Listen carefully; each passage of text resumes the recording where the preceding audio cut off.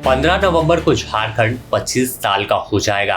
रजत जयंती मनाने की धूम है, लेकिन इस 25 साल के झारखंड में हम बात नक्सलवाद की करेंगे।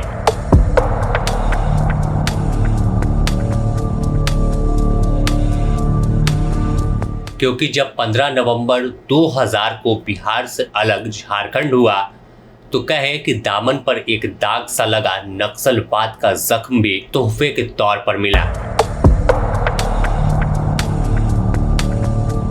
नक्सलवाद ने कई बड़ी वारदातों को अंजाम दिया, लेकिन अब 2025 इनका आखिरी साल माना जा रहा है। झारखंड के तमाम जिले नक्सल मुक्त होने के कगार पर है और महज एक ऐसा इलाका है जो अति नक्सल प्रभावित इलाके में शामिल है। बात 25 साल की झारखंड की करें तो झारखंड पुलिस और सेंट्रल फोर्सेस की तालमेल ने यह नक्सलवाद मुक्त की ओर झारखंड को आगे बढ़ाया है। 25 साल के झारखंड में 16 नक्सल प्रभावित राज्य झारखंड आज लगभग हर जिले नक्सलवाद का खात्मा हो चला।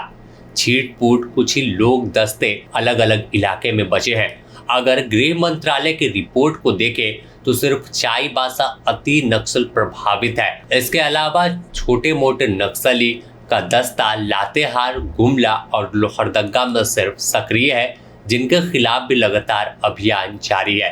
अब बात जब सारंडा की हो रही है तो सारंडा में भी लगातार CRPF, Jharkhand Jaguar, cobra, Chaibasa police संयुक्त ऑपरेशन बना रही है। पहली बार इस तरह से बड़े पैमाने पर ऑपरेशन चला और नक्सलियों के खात्मे को लेकर साफ तौर पर एक लड़ाई छेड़ी गई। और हमेशा नक्सली 2017 से पहले फ्रंट फुट पर खेलते थे और जवान बैक फुट पर होते थे, लेकिन उसके बाद से नक्सलियों का दिन उल्टा हुआ। सुरक्षा बल के जवान फ्रंट फुट पर आकर खेलते हैं और नक्सलियों को मार गिराते हैं।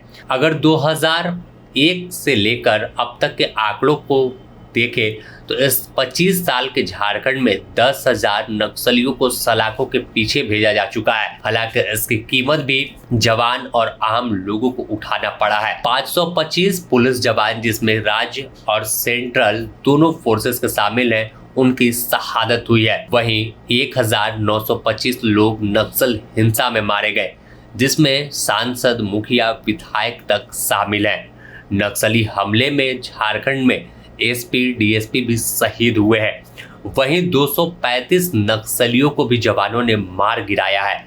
इसके अलावा जंगल में खुद आपसी वर्चस्व की लड़ाई में 999 नक्सली मारे गए हैं। इसके अलावा अगर देखें तो रिपोर्ट्स पर नजर डालें, तमाम आंकड़ों को देखें तो 2000 से लेकर 2017 तक नक्सली हावी रहते थे, लेकिन इसके बाद इनकी उल्टी गिनती शुरू हुई और अब लगातार खात्मे की ओर जो नक्सली हैं वो बढ़ रहे हैं।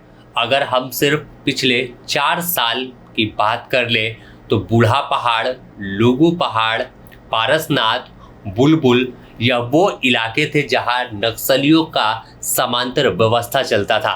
नक्सली दिन में यहाँ पर किसी वारदात को अंजाम दे देते थे और लोग खौफ से इस इलाके में अंदर इंटर नहीं करते, लेकिन एक बड़ा ऑपरेशन शुरू हुआ और यहाँ से तमाम नक्सलियों को मार दिया गया या तो फिर उन्हें खदेड़ कर भगा दिया गया, हथियार डालने पर मजबूर कर दिया गया। और अब यही टारगेट सारंडा है। अब सारंडा की अगर बात कर रहे हैं तो सारंडा में 3 बड़े दुर्दांत नक्सली हैं, जिसमें ERB, Mishir Besra, central committee सदस्य पतिराम मांझी और आकाश मंडल है। यह तीनों पर 1-1 करोड़ रुपए का इनाम है और कहा जाता है कि देश के सबसे कुख्यात और खतरनाक माओवादियों की लिस्ट में मिशिर बेसरा का नाम टॉप पर आता है। एक मजबूत रणनीतिकार है और सबसे बड़ी बात कि सभी का ठिकाना सारंडा में है। जब बूढ़ा पहाड़ पर पता हुई, लुगू पहाड़ी पर पता हो गई जवानों की, पारसनाथ को कब्जा कर लिया, बुलबुल का जंगल नक्सलियों से मुक्त हुआ, तो तमाम नक्सलियों ने एक सारंडा को चुना और सारंडा में फिलहाल बैठकर नक्सल वारदात को अंजाम देने की योजना बनाते हैं। लेकिन ताबड़तोड़ जो ऑपरेशन सुरक्षा बल के जवानों का चल रहा है, उससे यह खुद अब भागे भागे फिर रहे हैं और जंगल में लगातार ठिकाना बदलते हैं। अगर कुछ आंकड़ों पर जिक्र कर ले तो 2025 में सिर्फ 370 नक्सलियों की गिरफ्तारी हुई है और इस लगातार गिरफ्तारी और मुठभेड़ से खौफ में आए 30 नक्सलियों ने हथियार भी डाल दिया है। तो 2025 में एक और बड़ी कामयाबी है कि 34 नक्सली एनकाउंटर में मारे गए। इसमें 1 करोड़ की इनामी नक्सली भी शामिल है, जिसमें प्रयाग मांझी की बात करें, सहदेव सोरेन की बात करें, ये दोनों पर 1-1 करोड़ रुपए का इनाम था, जिन्हें सुरक्षा बल के जवानों ने मुठभेड़ में मार गिराया है। तो 2025 के अपने आप में आंकड़े बयां करते हैं कि 34 नक्सलियों का एनकाउंटर हुआ। तो बूढ़ा पहाड़, लुगु पहाड़ी, पारसनाथ, बुलबुल जैसे इलाकों में फतह हुआ बीते 4 सालों में। इसके अलावा 2025 में 370 नक्सलियों को सलाखों के पीछे भेजा, यानी गिरफ्तारी हुई। 30 नक्सली आत्मसमर्पण कर चुके हैं। हालांकि 5 जवानों की शहादत भी 2025 में हुई है। तो 25 में ताबड़तोड़ ऑपरेशन फ्रंट फुट पर चल रहा है। और अब 2001 से लेकर 2025 तक के कुछ आंकड़ों पर नजर डालते हैं। 2001 से 2025 के बीच अगर देखें तो राज्य में 6300 नक्सल वारदात हुई है। वहीं 25 साल के झारखंड में 102 बार पुलिस पर माओवादी और अन्य स्प्लिंटर ग्रुप ने वार किया है। इसमें 1343 मुठभेड़ हुई है, 314 नक्सलियों ने हथियार डाला है और 10,590 नक्सली गिरफ्तार हुए हैं। 2001 से 2005 के बीच सबसे ज्यादा रेलवे प्रॉपर्टी पर हमला हुआ था, 180 वारदात को अंजाम दिया गया था।